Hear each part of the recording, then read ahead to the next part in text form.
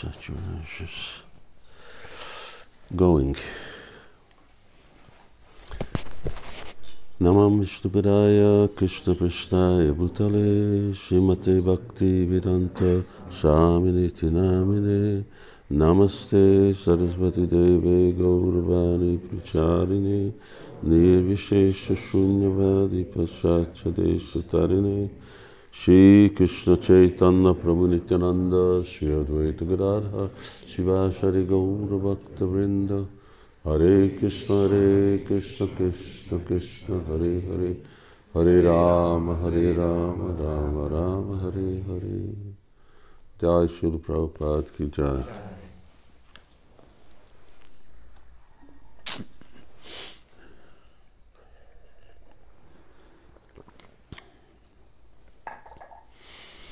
I have a god brother,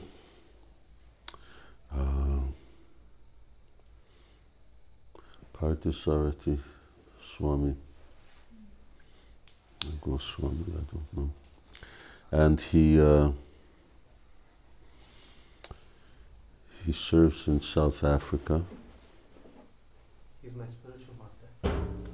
And he's your spiritual master.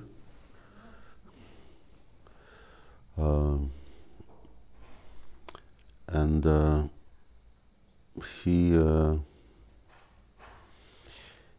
every day he offers prayers to the members of the parampara, and then to like a whole list of god brothers and god sisters,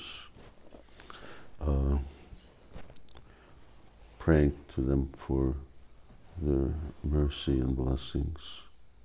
I'm saying that because Brahmananda Prabhu is one of the people who he prays to.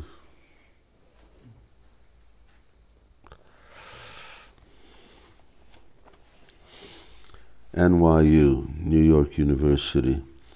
And the correction that this isn't written by Brahmananda Prabhu, it's written by Satyaraj Prabhu from interviews with Brahmananda and other things that he'd said.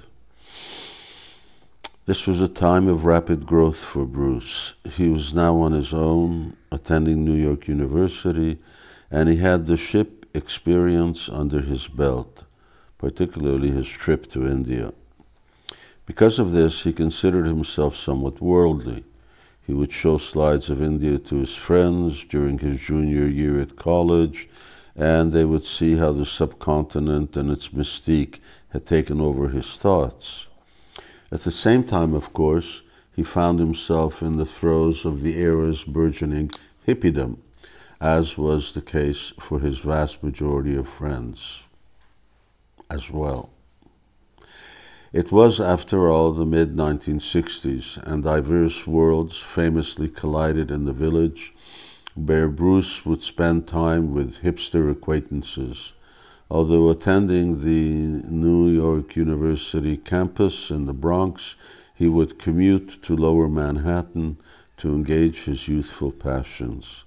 His obsession with all things Indian led to a paper on Gandhi and another on Tagore. It also led to his first reading of the Bhagavad Gita, too.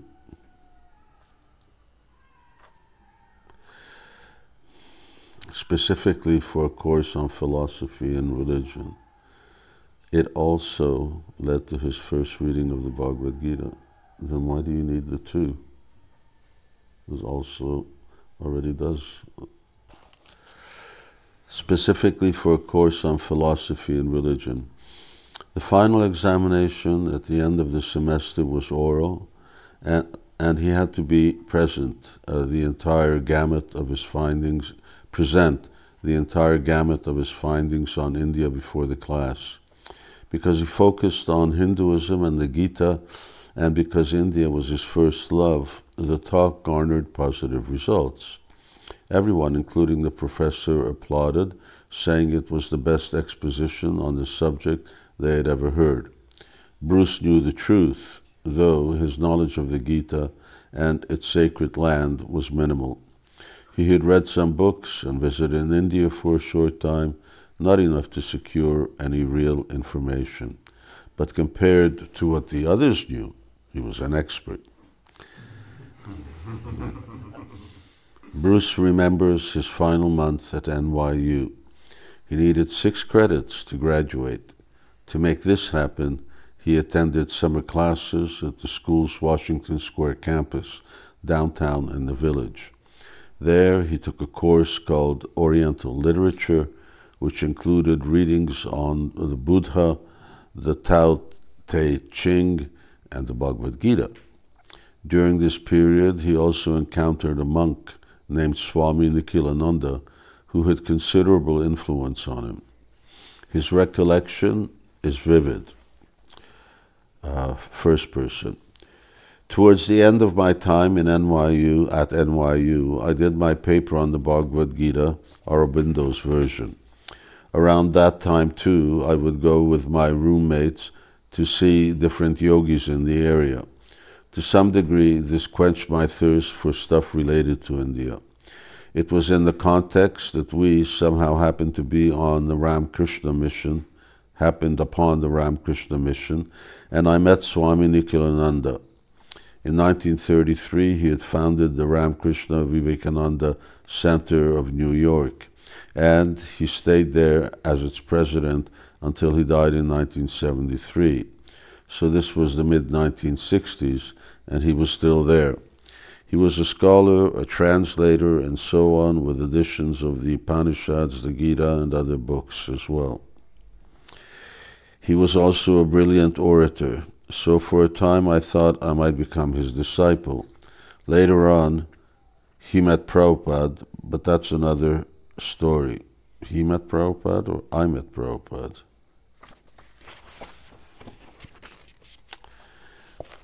In any case, in July 1966, just before I met Srila Prabhupada, I said to Nikhilananda, I want to become your student.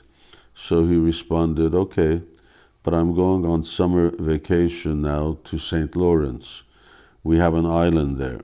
When I come back to New York in September, you can become my disciple at that time. I was persistent, though, pushing him. Why don't you let me go with you? But he said, no. You won't like it there. Our main audiences consist of old ladies. That's our congregation. I guess I was amongst the first young hipsters to show appreciation for what he was doing. The rest were older, conservative people, and they were very westernized, as was he, in Western dress, and his center had an organ and a church-like atmosphere with pews. They sang hymns and such. The only Indian thing there was the incense and his speeches. We used to travel uptown to see him. One day I remember him asking me if I had a girlfriend, and at the time I did. So when I responded in the affirmative, he said, if you want to become my student, you either have to marry her or end the relationship. I listened to him. It wasn't a serious relationship anyway, so I ended it. A couple of months later, after meeting Srila Prabhupada, I told him about this exchange, and he liked it because Nikhilananda was taking a hard stance in terms of sexual impropriety. Prabhupada said, oh, then he is good.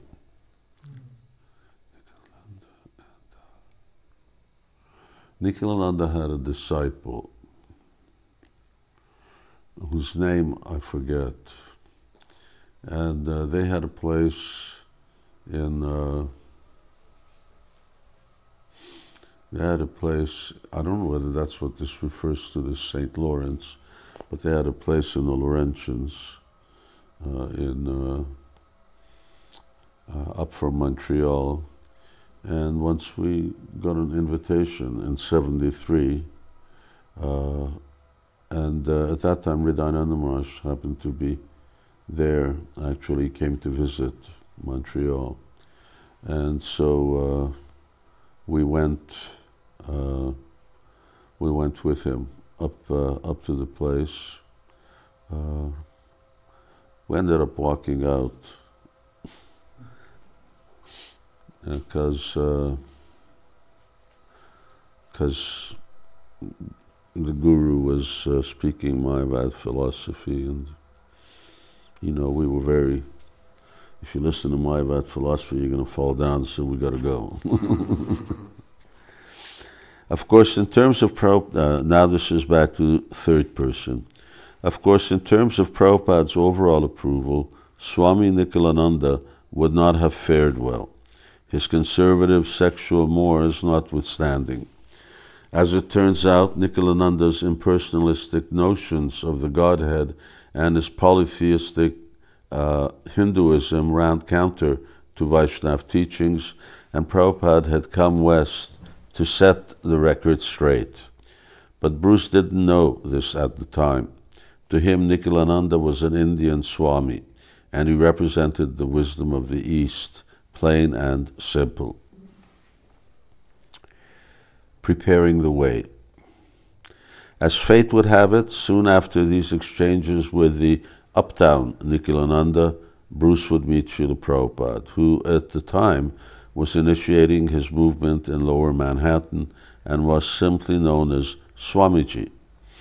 Michael Green, who had shared with Bruce not only his somewhat bohemian lifestyle, but also an apartment near NYU, served as the catalyst. Some years later, Green went on to become a mildly well-known counterculture icon, an author and artist with ties to Timothy Leary and the popularization of LSD. But in the present context, his story unfolds as the person who recommended that Bruce go to see Swamiji. According to Michael, it happened as follows. This is first person. One day I was wandering the East Village and saw a storefront called Matchless Gifts. Inside, I heard this musical ching, ching, ching, ching, ching, ching. Something was happening. I went in and saw a group of young people like myself sitting on the floor and starting to chant along with the chinging of little cymbals. Leading the scene was what appeared to be a real live guru. Gurus and mysticism and enlightenment had just started entering the 60s cultural radar, so this was definitely a spiritual connection of some sort. I went in and joined the chanting. It was all very cosmic. There was a paradigm shift going on at that time in my life and in the Western world in general. And the Swami, who seemed like he had just stepped off the ship from India, which was in the right place at the right time. With the chanting, with the dancing, with the big free Sunday love feasts, Krishna consciousness was instantly part of the counterculture.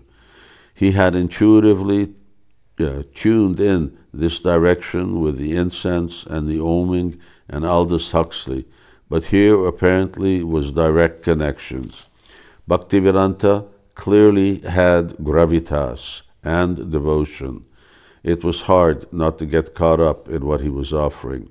It seemed to be an important piece of the puzzle and fit right in with what we were all looking for. For me, and I think for most, it was but one piece of the puzzle.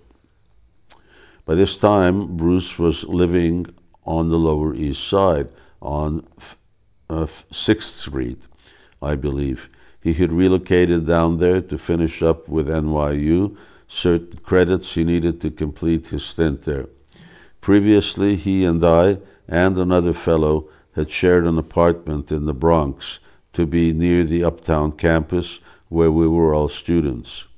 We maintained a friendship throughout those years, indulging the drugs of the time and visiting yoga ashrams and such, like Ramakrishna Mission. In any case, I went down to Bruce's apartment and told him about the Swami and the storefront. I didn't make a big deal out of it, but I did suggest that he go and see what it was all about, especially since I had seen his hero, Allen Ginsberg, there. In the interim, I would visit the little storefront temple whenever I had the chance, either for chanting or to partake of a vegetarian feast or whatever happened to be happening there on any given day. I think something inside of me was attracted to the ascetic life. Once I brought Swamiji an offering, a picture of Krishna that I had drawn, with a ballpoint on notebook paper. I thought it was pretty cool, with a hint of the psychedelic curlicues that signaled the opening of the doors of perception. Definitely a product of the era. He graciously accepted it, somewhat apprehensively, somewhat appreciatively, very small print, but remarked a word of caution about young people in America taking drugs. It was definitely a perceptive comment. On another occasion, I noticed that the devotees at the storefront seemed to be struggling financially, so I took my last 20 and bought a huge sack of rice, donating it to the temple. I have to tell you, I always felt that this donation triggered a major karmic transition in my life, and my path started opening up in astonishing ways. Some weeks passed, and when I saw Bruce again after a brief period of not seeing him for some time, I was amazed at how he had taken the Swami and Krishna to heart. It seems my description of the little storefront temple had inspired him to go down and see for himself, and it was exactly what he was looking for. Who would have guessed? It seems like he had found something he had lost several lifetimes back. He was clearly in his element. Third person. Michael's casual invitation was significant. Years later, Swamiji would ask Bruce how he came to Krishna consciousness. When Bruce recounted the story, saying that a friend had told him about it and invited him to go down and to experience the chanting, Swamiji's eyes opened widely. Oh, me too. A friend invited me to come and meet my spiritual master. Swamiji was referring to the now famous story in ISKCON of how Narendranath Malik, his childhood friend, had invited him to see Bhaktisiddhanta Saraswati Thakur, who would eventually become his spiritual master. At first, Swamiji, then known by his birth name Abhay, was skeptical. He had seen many pseudo-spiritualists and charlatan gurus in his time, but he went down to the temple and found Saraswati Thakur to be different, to be genuine. Bruce would now have a similar experience. In fact, Krishna was bringing Bruce to his doorstep. The boat trip to India and final college paper on the Bhagavad Gita were pivotal. The uptown Nikhilananda's summer vacation and the stipulation that Bruce's final NYU credits needed to be secured at the downtown campus all brought him ever closer to Swamiji. As it turns out, Bruce was living within walking distance of 26 2nd Avenue, the little storefront frequented by Michael and others, and on the appropriate day, Swamiji held public programs only on Mondays, Wednesdays, and Fridays. He casually walked over. But before launching into a discussion of Bruce's relationship with the Swami and the early days of ISKCON, New York, there was one other event in Bruce's early life that shows the direction God had planned for him, a hint of what was to come. His love for India and his collegiate study of the Indian philosophy had cultivated in him a desire to not only live like a practicing Hindu, but also to become a professor of Hinduism. Accordingly, he applied for a Fulbright scholarship, hoping to do a postgraduate work in India. This led him to the United Nations Educational, Scientific, and Cultural Organization, UNESCO, where he filled out application and examined their list of Indian universities with associate curricula. The choices were many: University of Bombay, Delhi University, Bangalore University, Vishwabharat University, and so on. He had no idea of which one to choose. There was one name on this list, however, that immediately jumped out to him: Institute of Oriental Philosophy. Ruminating over the name of this institute in a list that included so many others, he felt certain that this was one, even if he had no sound reason for his conclusion. How was he to know that this particular postgraduate facility connected to the University of Agra was located in Vrindavan, India, the land of Lord Krishna, and even more significantly, that this was founded by Swamiji's godbrother, Swami B.H. Bon Maharaj?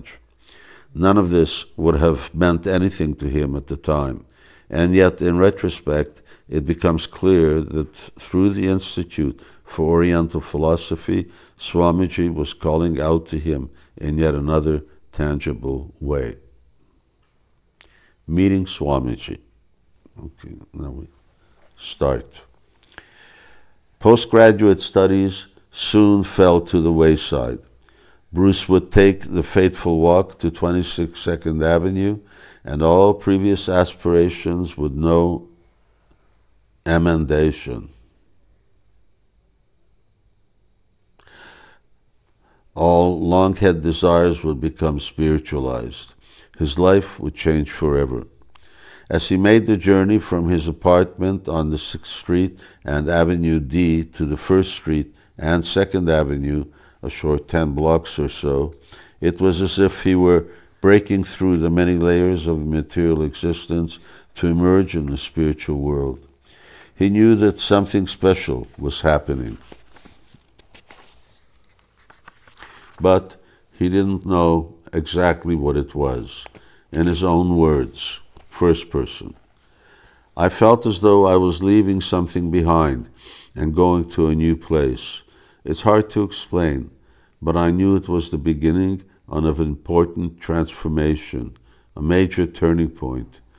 I felt like when you go to the airport, if you're leaving a city and you're relocating, making a major move, and you think, I'm not going to see this place ever again, because you're getting on a plane and going to a totally different era, like leaving something behind, knowing that this is it, a totally new direction.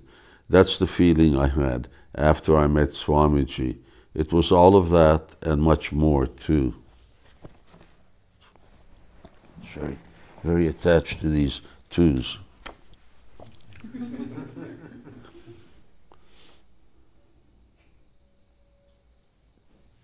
Hare Krishna, everyone.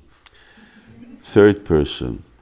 On his way to the storefront, Bruce passed through a collection of neighborhoods that were somewhat downtrodden and grayish, if also colorful in a distinctly New York way.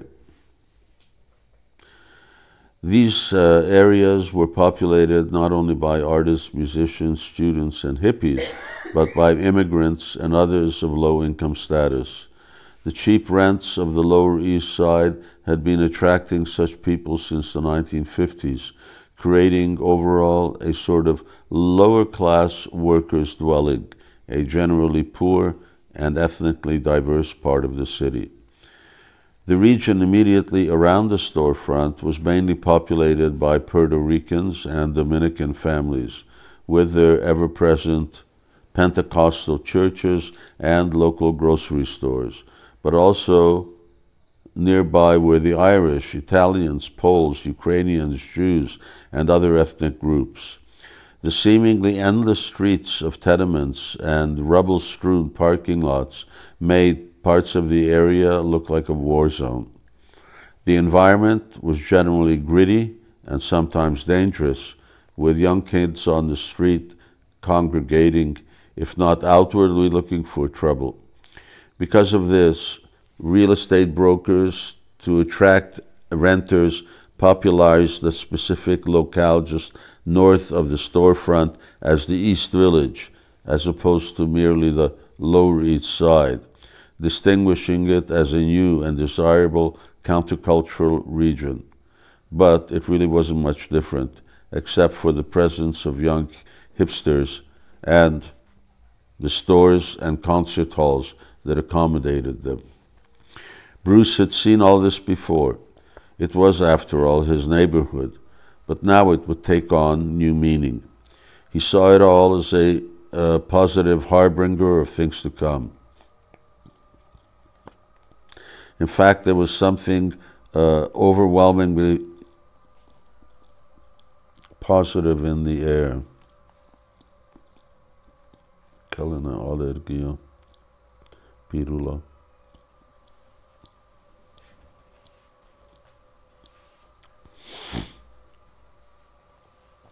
He was about to meet Swamiji, which would change the course of his life. Everything seemed new, as he remembers it, first person.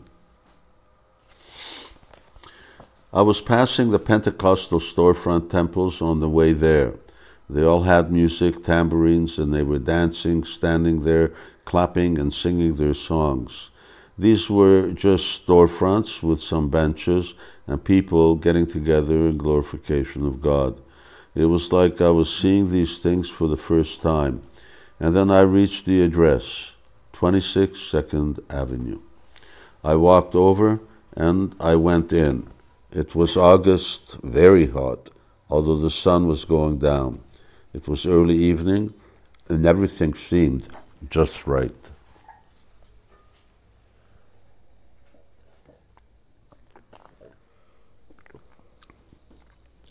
There were a few boys in there, roughly my age, Umapati, Haigriva, Kirtananda, and a few others.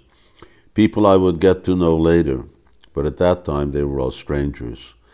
In any case, I went in and I sat in the rear just to get a full view of what was going on. We were all sitting there on oriental rugs, I believe, and some were sitting on the bare floor. Then the side door opened, soon after I arrived, and Swamiji walked in. There was a dais, a raised platform with a seat. But before he climbed up to sit on it, as he started to go towards it, he just stopped and turned around to look at who was in the audience. I swear he looked right at me. Our eyes locked. It was a pivotal moment in my life. I looked at him, and I'll never forget it. Just seeing him. It was Swamiji. It was him. It was really hot in there, so he was perspiring, but his body was glistening from the perspiration. He was golden, like a yellowish gold. I had never seen a real person with this color. His robes were beautiful and saffron, and his entire look was mystical and, for me, really alluring. But the main thing is that he was looking right at me, like a photograph was being taken, and it was a very piercing look, as if he were looking into my soul. Later I found out that many devotees who saw him in person had had a similar experience, that when Swamiji looked in their direction, they felt like he was looking at them. But more than this, they felt like he was looking right into their heart, seeing everything, their entire sojourn in the material world, and their real identity, too. His gaze was quite an amazing experience. But when I saw him, that first time, I saw him as this Buddha image, and I could tell he was an enlightened being, a genuine guru. That was very important for me. I was interested in Eastern culture, and I had read about the Buddha on many occasions. I knew what he looked like from paintings, sculptures, and so on. To me, Swamiji looked just like him. I could see all the auspicious signs. There are 32 such signs mentioned in relation to the Buddha.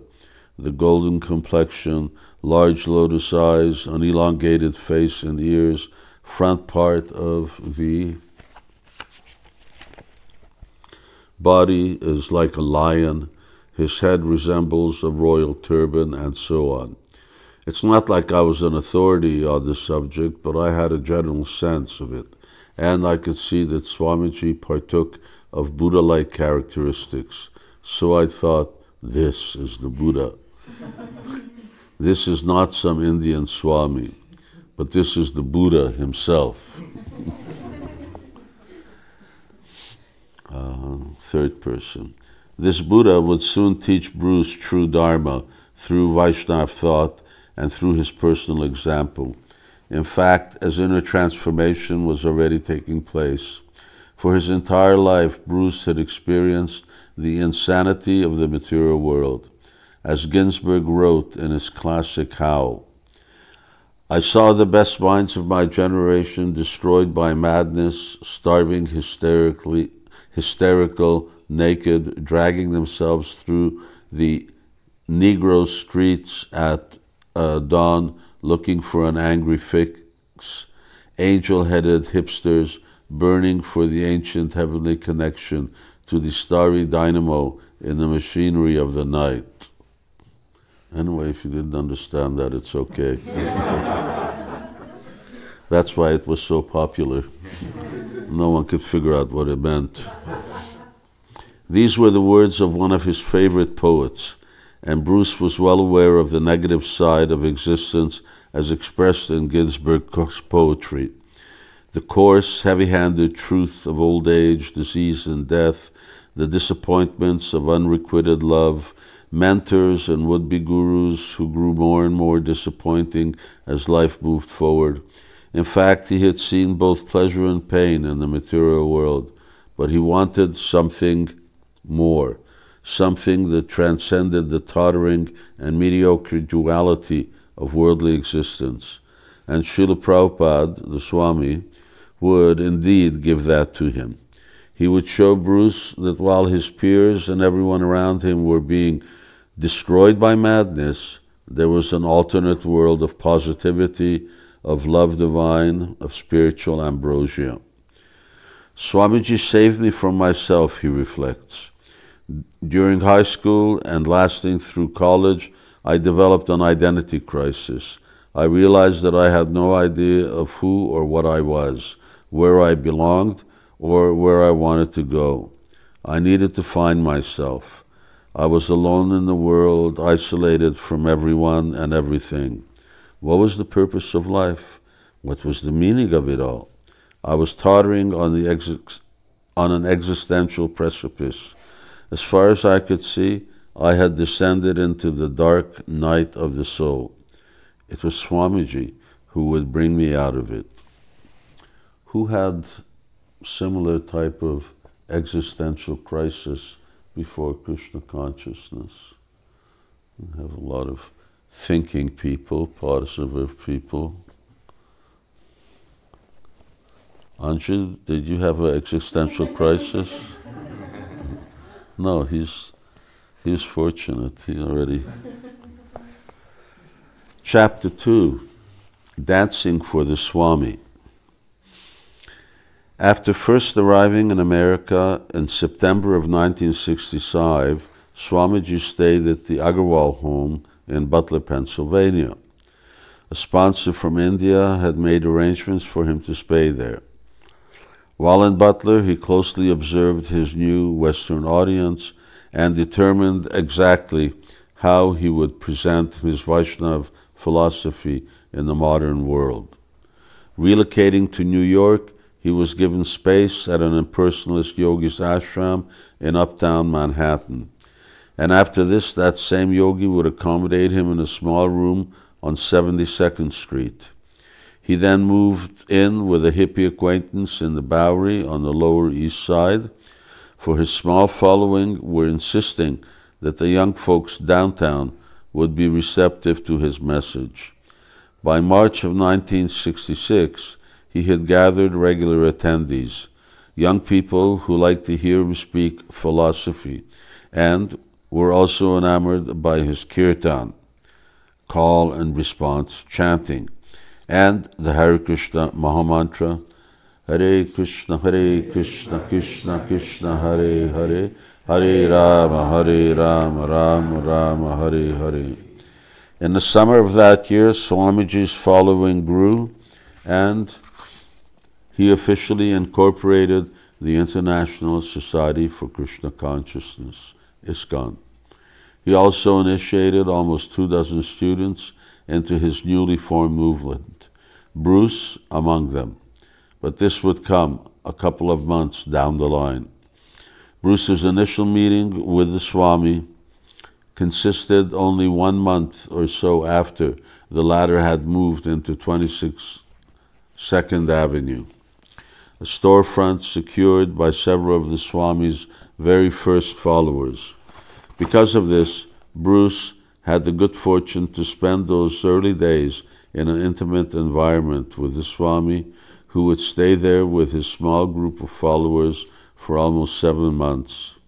From July 1966 to January 1967, Bruce was there for most of that period.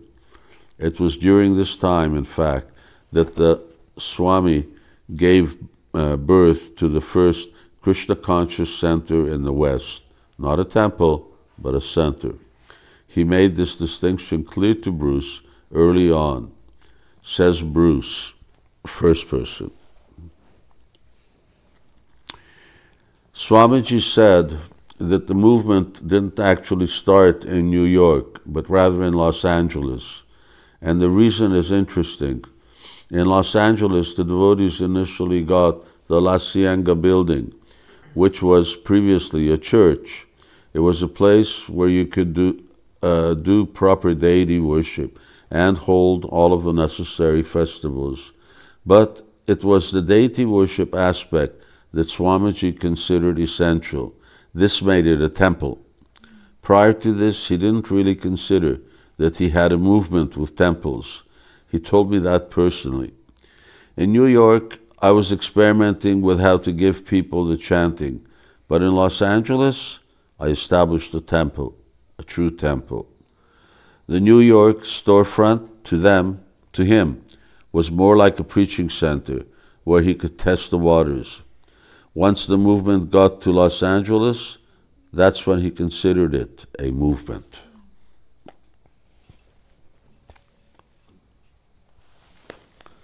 Once the movement got to Los Angeles, it was a movement.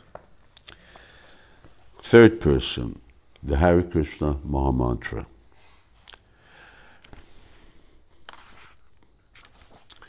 On Bruce's first visit to the Second Avenue Center, Swamiji led a kirtan, and then he lectured. After giving a brief overview of Vaishnava philosophy, there was more kirtan. Bruce was enamored. He had never been to a kirtan. He found it enlivening, and the philosophy made sense. Although he had read extensively about Eastern thought and mysticism, and had even tried silent meditation, he had never come across literature on the power or significance of mantras.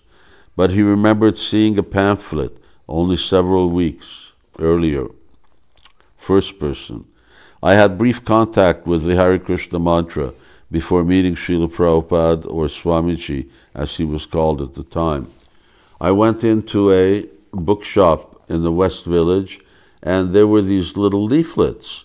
They advertised the kirtan and Swamiji's program at 26 Second Avenue. And it gave the mantra, but it said that one should practice transcendental sound vibration. And then it said, Hare Krishna, Hare Krishna. It interested me because I was studying the Bhagavad Gita at NYU, so I knew it. It had something to do with this, but I couldn't understand. What did it mean by practice transcendental sound vibration? How does one practice a sound vibration? It was totally alien to me. That is, until I went down to Swamiji's storefront. But the kirtan really impressed me. I didn't intellectualize it. I just got into the feeling of it, the intensity of the emotion. I really loved it right from the beginning. Third person. When Bruce walked out of the storefront that evening, he was still chanting. He couldn't get it out of his mind. Not that he wanted to. In one sense, it reminded him of a jingle that kept resounding in his head. Popular jingles are designed to infiltrate the memory so that it repeatedly recurs, popping up seemingly out of nowhere. Bet you could. Songwriters and advertisers try to come up with jingles to capture a person's attention, usually to sell something, a product, if not an idea. These are also called earworms, especially when used in pop songs, because they burrow into your consciousness and you can't get them out.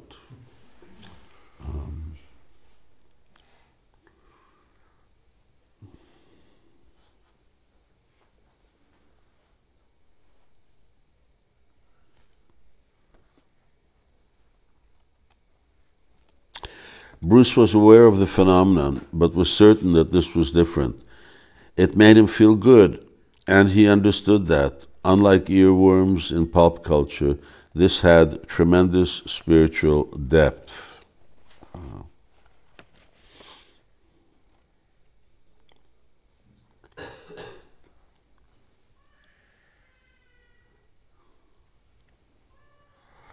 The first few days after his initial contact with the Swami moved slowly. It was summer and it was hot. He made it a habit to go to the park to recite the mantra, feeling the cool breeze of the fountain. Hare Krishna, Krishna Krishna, Hare Hare, Hare Ram, Ram Ram, Hare Hare. The outer world looked different, but he knew something was changing within as well. First person. My habit was to go over to Washington Square Park near the fountain and sit there because it's hot in New York, especially in the apartments at that time. This is August, and so you sit around there in the park and people play music, pass around marijuana, and so on. Normally I would join in, but one day I'm sitting there and I'm chanting and somebody offers me a joint and I decline. That's when it became very clear to me. I'm doing something that's making me feel very happy. I don't need anything else.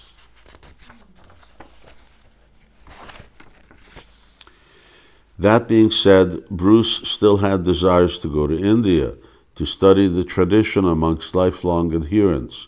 But one of the first boys he met at 26 2nd Avenue, Wally, soon to be initiated as Umapati, dissuaded him. Why go to India when India has come to New York?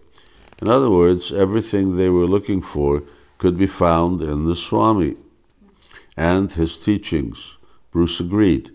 He was an authentic teacher, his traditional garb indicative of his traditional wisdom. A far cry from the westernized Swami Nikhilananda, who wore a suit and strange wing-tipped shoes, sitting very comfortably in lavishly furnished quarters. Whatever Bruce hoped to get in India, he could get on the Lower East Side, compliments of Swamiji. With this in mind, he started visiting the Swami more frequently. Aside from the few boys who seemed to live at the storefront, most would come 3 nights a week, especially for the kirtan and lectures. But Bruce now appeared at the storefront whenever he could, practically every day. Both the Swami and the mantra were fundamentally alluring. Swamiji translated the mantra like this: O Lord, O energy of the Lord, please engage me in your service. The chanting worked. Coincidentally, beat poet Allen Ginsberg, who, again, Bruce had admired for his countercultural views and his interests in India, had followed a similar trajectory. By a strange quirk of fate, Ginsberg had also gone to India just a few years prior to Bruce in late 1961. He had spent over a year there with Peter Orlovsky, traveling and looking for a spiritual teacher. In the interview, Ginsberg would later say in an interview, "It was at the Magh Mela at Allahabad that I heard a Nepalese lady singing Hare Krishna, Hare Rama, and the melody was so beautiful that it stuck in my head, and I took it home to America in 1963 and began singing at poetry parties, after poetry readings with finger cymbals first and later the harmonium. And that began to develop into singing and chanting as part of my poetry readings and led to a deepening of my voice, which slowly began to fill up my body and resonate in the breast area, you might say by hyperbole, the heart chakra, so that I could talk from there. And that reminded me of the voice of Blake that I had heard, as if my youthful apprehensions of that voice was a latent resonance of my mature voice. Of course, his commitment would never match that exhibited by Bruce, but his love for the Hare Krishna Mahamantra is a matter of public record. In the years to come, particularly in 68, 69, Ginsberg became peripherally involved with Swamiji's movement, both as a friend and as a supporter. Now we're coming to basic knowledge and active service. And that is for Friday, because today is Wednesday. And I'm going to use a magnifier to read, because very, very small print. So, ladies and gentlemen, Hare Krishna. Jai Srila Prabhupada ki jai. Brahmananda Swami ki jai.